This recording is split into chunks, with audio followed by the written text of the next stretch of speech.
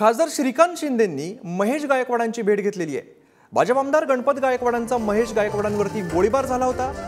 Jupiter रुग्णालयामध्ये शिंदेंकडून महेश गायकवाडांची विचारपूस केली जाते। या संदर्भात अधिक माहिती देतात आमचे प्रतिनिधी निखिल चव्हाण। निखिल, खासदार श्रीकांत शिंदेंनी महेश गायकवाडांची भेट घेतलेली आहे, काय काय घडतंय?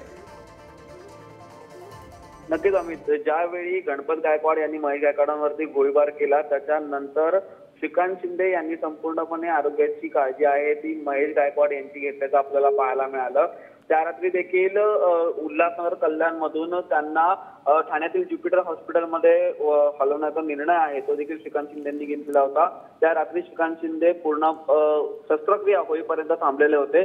तर काल देखील त्यांनी उशिरा रात्री या ठिकाणी महेश गायकवाडांची भेट घेतलेली आहे। त्यांच्या तब्येतीची संपूर्णपणे विचारपूस आहे ती देखील केलेली आहे।